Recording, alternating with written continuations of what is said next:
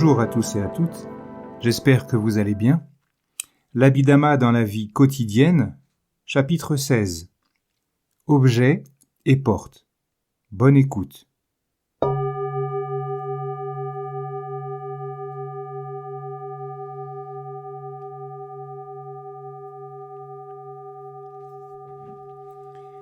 Une conscience connaît un objet.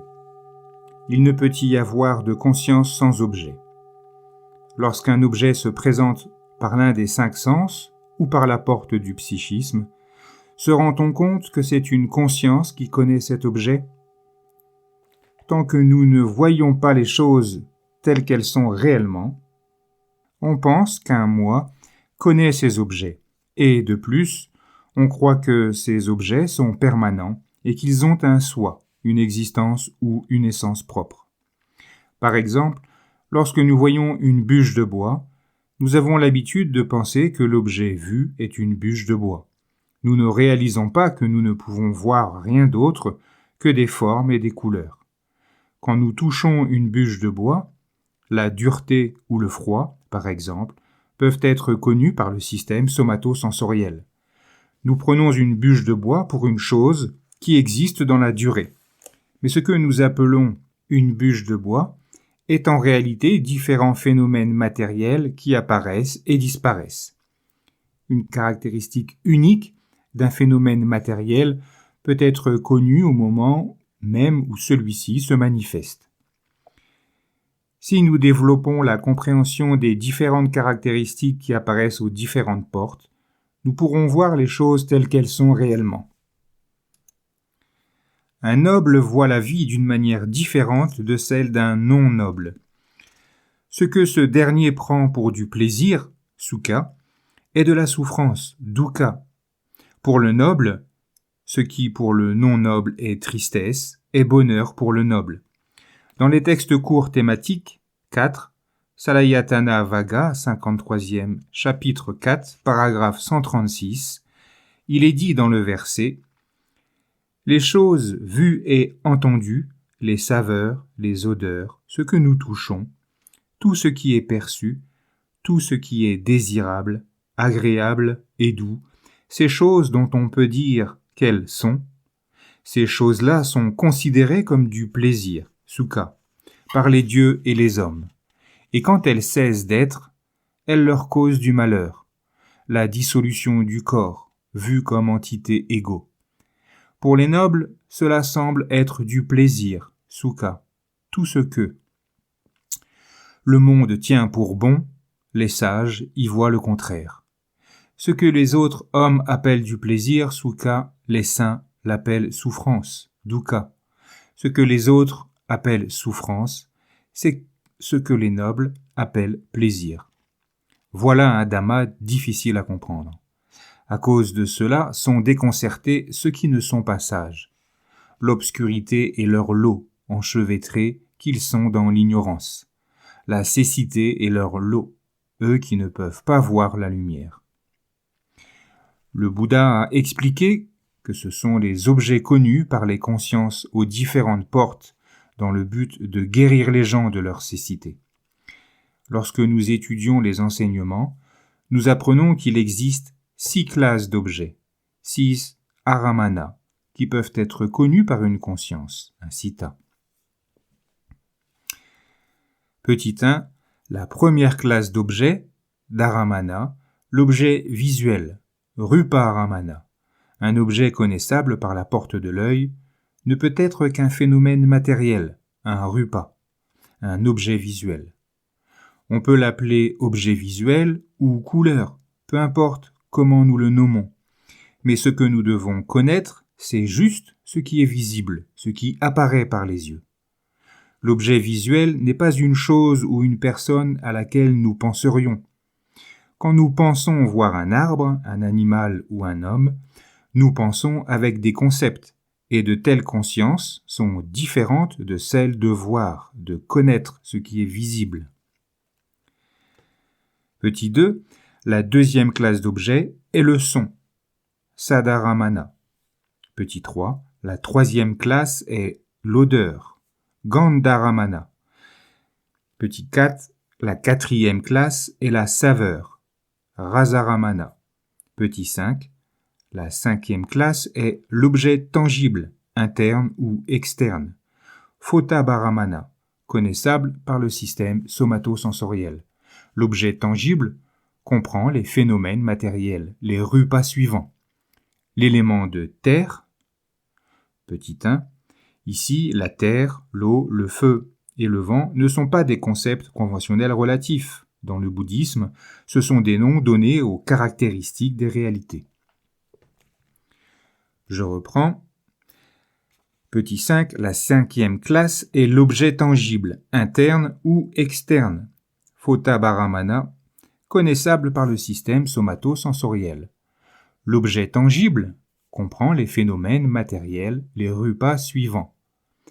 L'élément de la terre, ou la solidité, qui peut être connu comme dureté ou souplesse, l'élément du feu ou de la température, qui peut être connu sous forme de chaleur ou de froid, l'élément du vent ou le mouvement, qui peut être connu comme mouvement, pression ou vibration.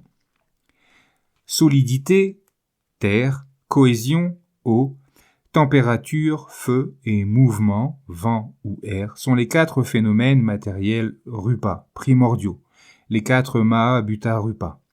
Les phénomènes matériels apparaissent en groupe ou par ensemble de phénomènes matériels de plusieurs sortes, et les 4 phénomènes matériels principaux apparaissent toujours avec un autre type de phénomène matériel, peu importe que ce soit dans le corps ou à l'extérieur de celui-ci. La cohésion ou fluidité, l'élément de l'eau, apodhatu, ne peut pas être connu par le système somatosensoriel. Par contre, quand nous touchons de l'eau, les caractéristiques de dureté ou de souplesse, de chaleur ou de froid, de mouvement ou de pression peuvent être connues par le système somatosensoriel. Ce qui caractérise la cohésion ne peut être connu que par la porte du psychisme.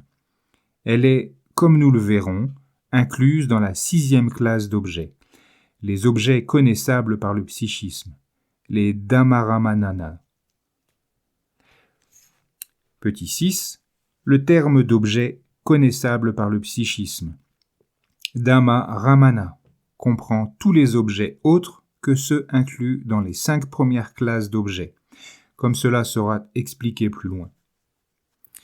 Un objet connaissable par le psychisme ne peut être connu que par la porte du psychisme. Si l'on n'a pas développé la lucidité, l'intuition pénétrante, c'est-à-dire une compréhension claire des réalités, on ne sait pas quel objet se présente de lui-même, ni par quelle porte il se présente. Et l'on est ignorant de ce que sont les objets et les portes. Et c'est ainsi que l'on est ignorant de ce qu'est le monde. Le noble n'est pas ignorant de ce qu'est le monde. Il sait que les objets qui apparaissent par les 6 portes sont des objets soit de phénomènes psychiques, des namas, ou des phénomènes matériels, des rupas, et non pas moi. Le discours sur les 6 x 6, discours de longueur moyenne 3, numéro 148, est très utile pour la compréhension des réalités qui se présentent par les 6 portes. Quand le Bouddha séjournait au bosquet de Jeta, au monastère d'Anathapindika, il expliqua aux moines les 6 champs sensoriels internes et les 6 champs sensoriels externes, les 6 ayatana. Les 6 champs sensoriels internes sont les 5 sens et le psychisme. Les 6 champs sensoriels externes sont les objets connaissables par les 6 portes. Le Bouddha a expliqué que les 6 sortes de conscience, voir, entendre, etc., apparaissent en dépendance des 6 portes et des 6 objets connaissables par celles-ci. Il a également expliqué les 6 sortes de contacts, les 6 phasas, les 6 sortes de ressentis conditionnés par les 6 sortes de contacts et les 6 sortes de saisies d'attachement conditionnées par les 6 sortes de ressentis. Ainsi, il y a 6 fois 6. 6 ensembles de 6 réalités. Le Bouddha a ensuite enseigné au sujet de la personne qui a de l'avidité, de la colère et de l'ignorance, à partir de ce qu'elle connaît par les 6 portes. Nous lisons. Moine, la conscience visuelle naît à cause de l'œil et de l'objet visuel. La rencontre des 3 est un impact sensoriel. Petit 2, un contact. La rencontre des 3 est un impact sensoriel. Conditionné par un impact sensoriel se produit une expérience agréable ou désagréable, ou ni agréable ni désagréable.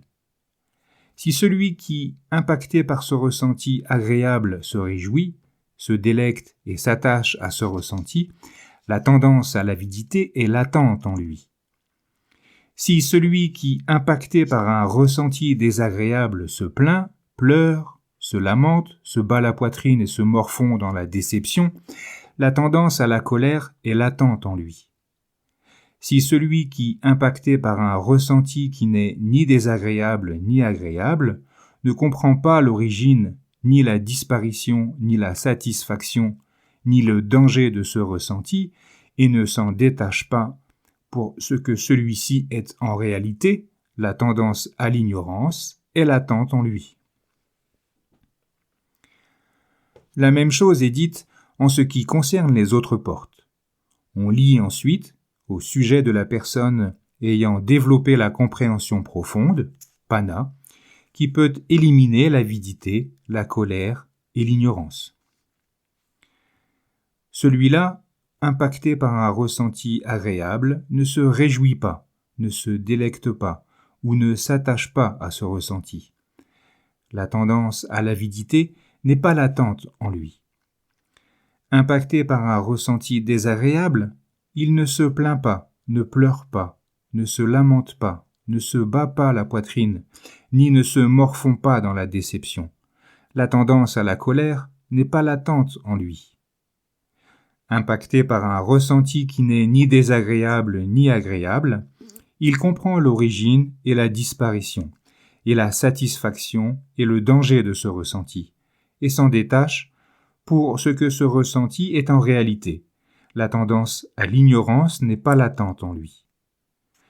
Celui, moine, qui en se débarrassant de toute tendance à l'avidité pour un ressenti agréable, en chassant toute tendance à l'aversion pour un ressenti désagréable, en extirpant toute tendance à l'ignorance pour un ressenti ni agréable ni désagréable, en se débarrassant de l'ignorance, en faisant naître la connaissance, voilà qu'il met ici et maintenant un terme définitif à la souffrance, à dukkha. Cette situation existe bien.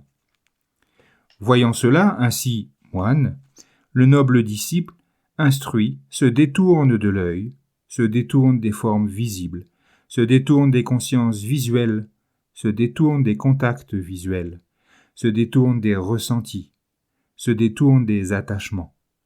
Il se détourne de l'oreille, il se détourne des sons. Il se détourne du nez, il se détourne des odeurs. Il se détourne de la langue, il se détourne des saveurs. Il se détourne du corps, il se détourne des touchés. Il se détourne du psychisme, il se détourne des états psychiques. Il se détourne des consciences psychiques. Il se détourne des impacts avec le psychisme. Il se détourne des ressentis. Il se détourne des attachements. Se détournant ainsi, il est dénué de passion. Dénué de passion, il est libéré. Dans la liberté, il y a la connaissance qu'il est libéré. Et il comprend. Détruite est la naissance, menée à son terme, est la vie pure, sainte, accomplie. Est-ce qu'il fallait accomplir? Il n'y a plus d'être de telle ou de telle sorte. Ainsi parla le Seigneur. Ravis, ces moines se réjouirent de ce que le Seigneur leur avait dit. Et pendant que ce discours était donné, les esprits de 60 moines furent libérés des souillures psychiques, exemptes de tout attachement.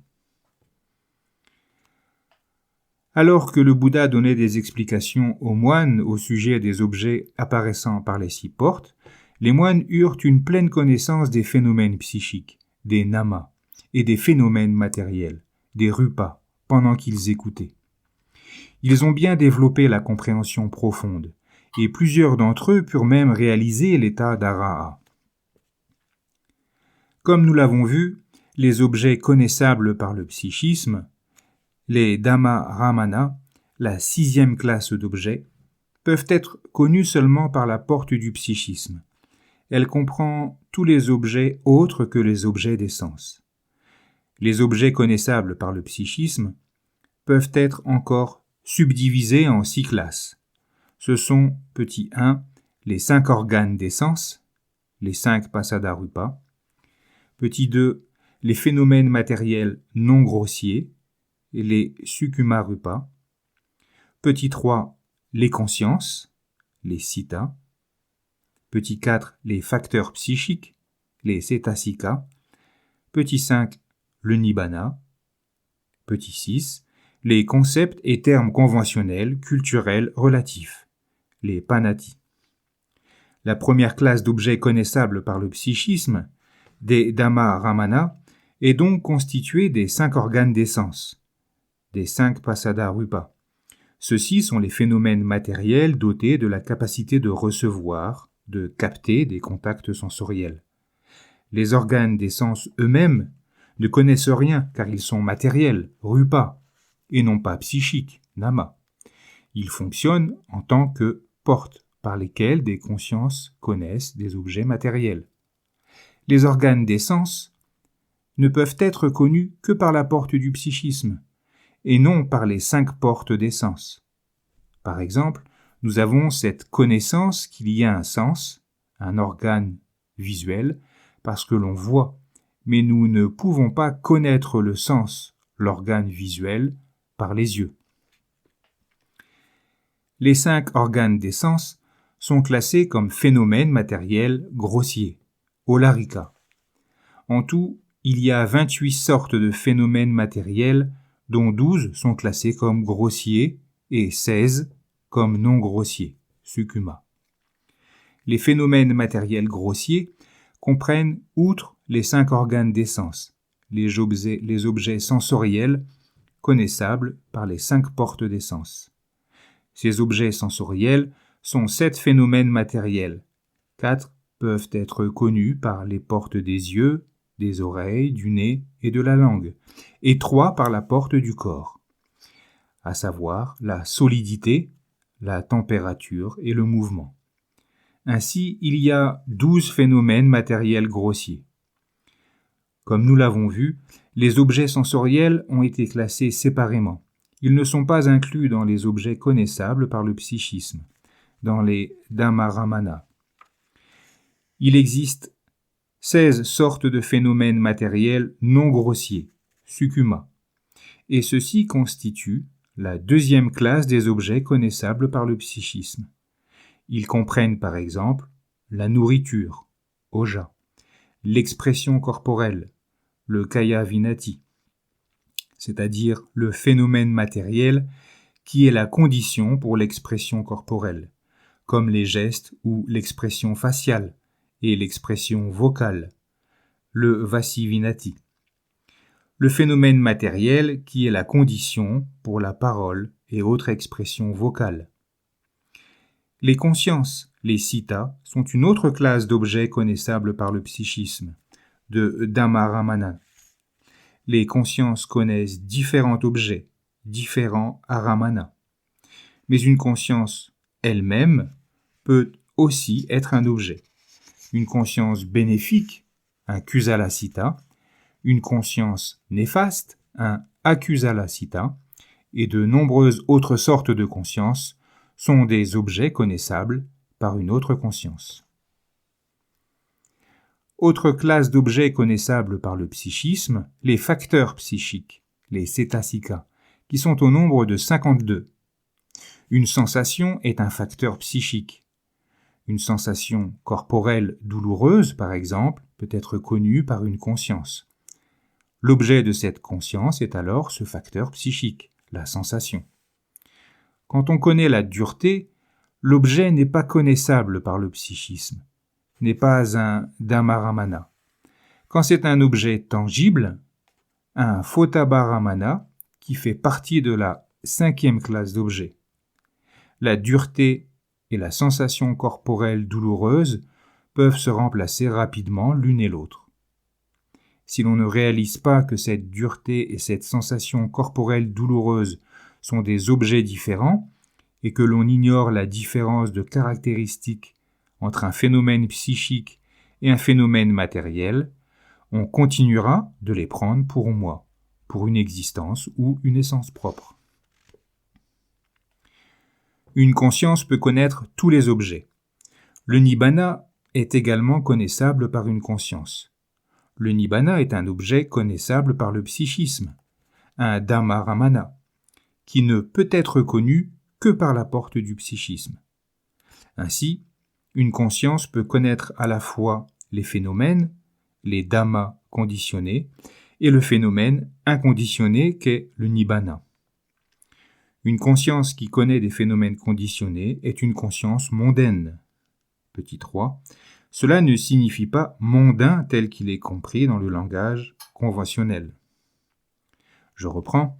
Une conscience qui connaît des phénomènes conditionnés est une conscience mondaine, un lokiya citta. Une conscience qui, à la réalisation de l'éveil, connaît le nibbana est une conscience supramondaine, un lokuttara citta. Une autre classe d'objets connaissables par le psychisme, de dhammaramana, est constituée des concepts, des panati, c'est-à-dire toute idée ou tout terme conventionnel, culturel, relatif. Ainsi, nous voyons qu'une conscience peut connaître d'une part les phénomènes ultimes, les paramata dhamma, et d'autre part les concepts qui ne sont pas des phénomènes ultimes. Un concept ou une vérité conventionnelle, culturelle, relative, n'est pas un phénomène ultime. On peut penser à une personne, à un animal, ou à une chose sur la base de souvenirs, de connaissances antérieures, mais ce ne sont pas des phénomènes ultimes, des réalités qui ont chacune leurs caractéristiques intrinsèques, et peu importe comment on les nomme. Quand on pense à un concept, ce sont des phénomènes psychiques qui pensent. L'acte de penser est un phénomène ultime. Mais le concept lui-même qui fait l'objet d'une pensée n'est pas un phénomène ultime. Le terme panati signifie concept ou idée, qui n'est pas un phénomène ultime absolu, et désigne tout terme conventionnel, culturel, relatif.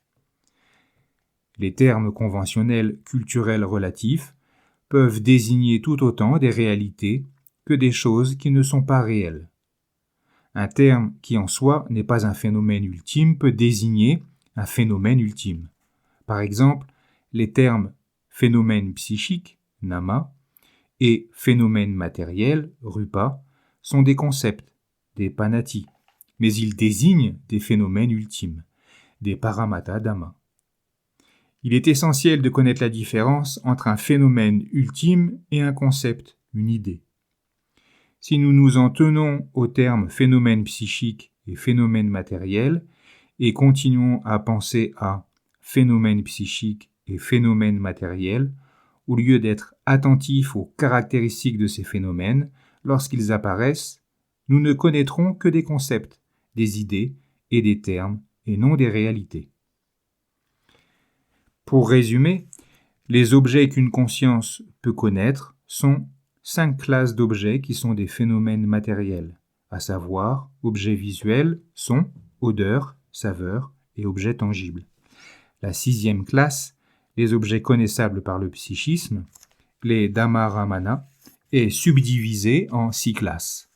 Les consciences, les citta, les facteurs psychiques, les cetasikas, les phénomènes matériels, les rupas, que sont les 5 sens, les phénomènes matériels non grossiers, le nibbana, et enfin les concepts, idées et termes conventionnels culturels relatifs, les panati. Des objets différents peuvent être connus par les différentes portes de Vara. Par exemple, l'organe matériel, le pasada rupa, ayant la capacité de recevoir, de capter un objet visible, est une condition nécessaire pour qu'une conscience connaisse un objet visible. S'il n'y avait pas de corporéité sensitive, de pasada rupa, dans l'œil, une conscience ne pourrait pas connaître un objet visible. Ce phénomène matériel est le moyen, la porte par lequel une conscience, un citta, connaît un objet visuel. Les consciences qui apparaissent dans les processus de l'une des 5 portes des sens connaissent leurs objets respectivement par la porte de l'œil, de l'oreille, du nez, de la langue et du système somatosensoriel. En ce qui concerne la porte du corps, l'organe, le pasada rupa, le système somatosensoriel, qui a la capacité de recevoir, de capter des objets tangibles tels que la dureté, la souplesse, la chaleur, le froid, le mouvement, la vibration ou la pression, est constitué de toute partie du corps où existe une sensibilité pour ces impressions, ces contacts. Ainsi, toute partie du corps peut être une porte du corps, à l'exception des parties qui ne sont pas dotées de sensibilité. 5 portes sont des phénomènes matériels, des rupas, et une porte est un phénomène psychique, un ama. La porte du psychisme est un phénomène psychique. Les consciences du processus de la porte du psychisme connaissent un objet par la porte du psychisme.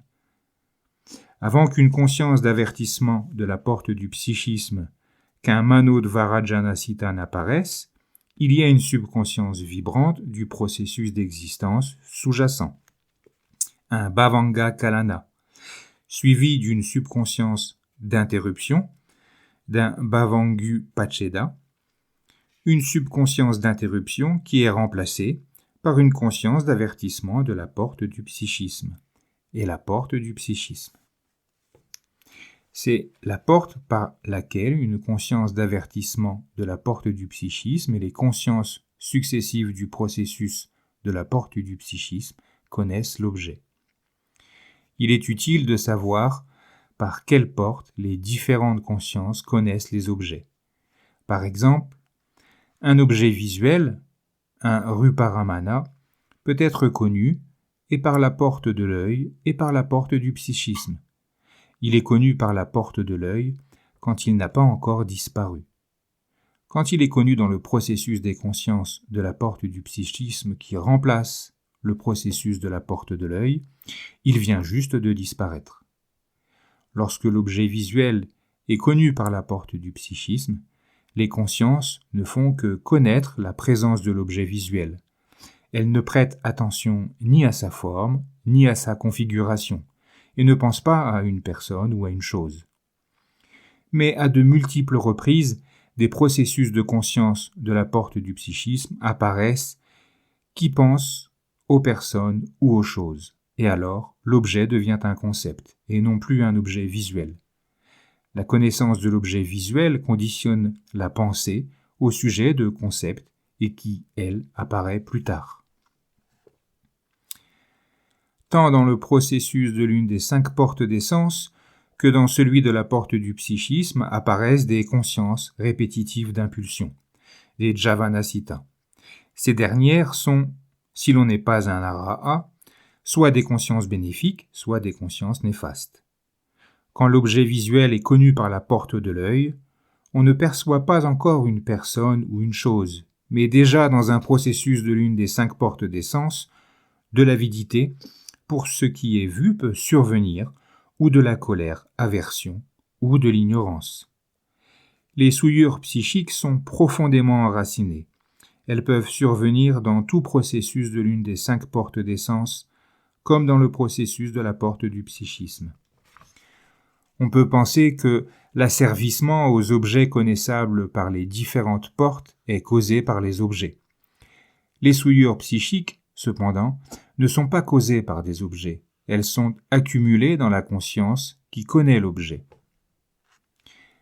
Nous lisons dans les textes courts thématiques 4 Salayatana Vaga, 44e, chapitre 3, paragraphe 191, Kotika, qu'alors que Sariputta et Mahakotika séjournaient près de Varanasi, à Isipatana, dans le parc des antilopes, Kotika dit à Sariputta: « Comment se pourrait-il, mon ami, que l'œil soit le lien des objets ou les objets le lien de l'œil, la langue le lien des saveurs ou les saveurs le lien de la langue?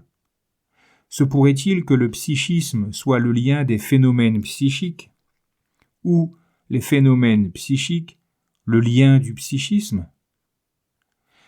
Ce n'est pas ainsi, ami Kotika. L'œil n'est pas le lien des objets, ni les objets le lien de l'œil, mais ce désir et cette convoitise qui découlent des deux. Voici le lien, et ainsi de la langue et de l'esprit. C'est le désir et la convoitise qui apparaissent en raison des saveurs et de la langue, des objets psychiques et du psychisme.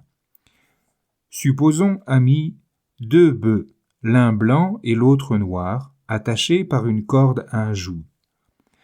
Aurait-on raison de dire que le bœuf est noir et un lien du blanc, ou que le blanc est un lien du noir? Sûrement pas, mon ami. Non, effectivement, mon ami, il n'en est pas ainsi. Mais la corde ou l'attache du joug qui les relie tous les deux, voilà le lien. Ainsi en est-il de l'œil et des objets, de la langue et des saveurs, du psychisme et des objets psychiques. C'est le désir et la convoitise qui apparaissent à cause d'eux et qui forment le lien qui les unit.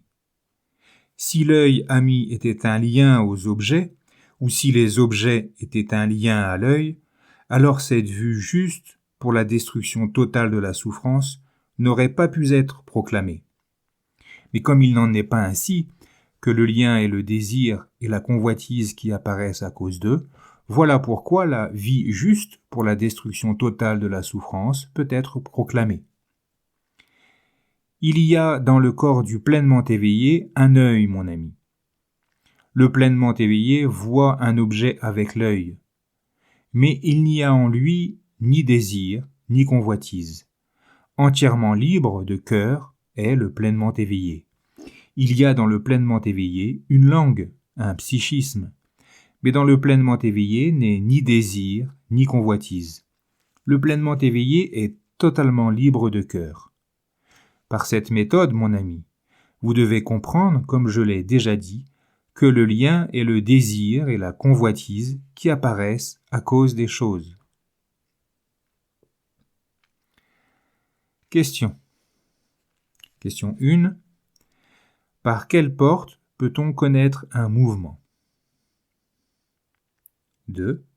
Par quelle porte la sensibilité corporelle peut-elle être connue? 3. À quelle classe d'objets, Dharamana, appartient la cohésion? 4. À quelle classe d'objets appartient une conscience enracinée dans l'avidité, un loba mula sita? 5. Par quelle porte peut-on connaître une conscience enracinée dans l'avidité? 6. Par quelle porte une conscience enracinée dans l'avidité peut-elle connaître un objet? 7. À quelle classe d'objet appartient le froid? 8. À quelle classe d'objet appartient une sensation corporelle douloureuse? 9. À quelle classe d'objet appartient un ressenti psychique désagréable? 10. À quelle classe d'objet appartient la compréhension profonde, Pana? 11. Le mot paix, P-A-I-X, est-il un objet? Si oui, de quelle classe? 12. Combien de portes sont des phénomènes matériels et combien sont des phénomènes psychiques? 13. Un objet visible peut-il être connu par la porte du psychisme? 14. Par combien de portes une conscience connaît-elle un objet connaissable par le psychisme? Un Dhammaramana. Et enfin, 15. Combien de classes d'objets, Dharamana, sont connaissables par la porte du psychisme? Voilà pour la fin de ce chapitre 16. Je vous souhaite une belle journée, de belles méditations, de belles réflexions, et je vous dis à bientôt.